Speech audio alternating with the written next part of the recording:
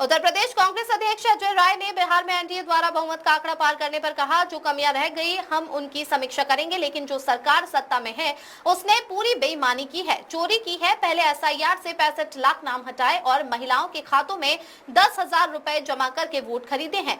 समाज देश देख रहा है कि कैसे वे वोट चोरी कर रहे हैं। जिस तरह की घटनाएं सामने आ रही है, उन्होंने चुनावों को प्रभावित करने के लिए कई एंगल अपनाए हैं और बहुत जल्द एक खुलासा होगा। आगे बढ़ी है, कांग्रेस की सीटें जिस तरीके से देखी जा रही है, वहाँ पर कैंपेन लगातार चल रहा है। क्या कुछ चूक हुई है जिसके कारण जो है ये? देखिए, मैं इतना ही कहना चाहूँगा कि इसकी समीक्षा हम लोग करेंगे और समीक्षा करके निश्चित तौर से देखेंगे कि क्या कमियां रह गई। पर जो सरकार ये चल रही है, इन्होंने पूरी तरीके से बेईमानी किया है, चोरी किया। 65 लाख तो पहले एसआईआर में नाम काट दिए गए और 10-10 हजार रुपए महिलाओं के अकाउंट में पैसा देकर सबको वोट खरीदने का काम किया है सरकार ने।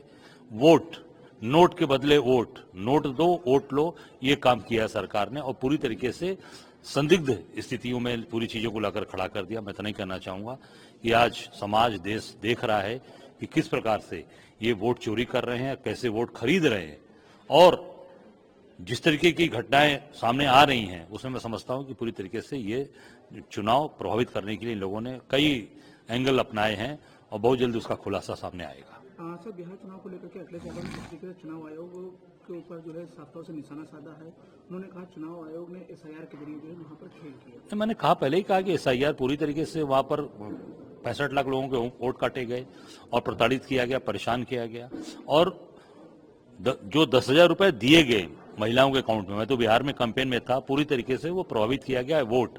वोट के बदले नोट ले लो, नोट लेकर पूरी तरीके से इन्होंने चुनाव को प्रभावित किया है।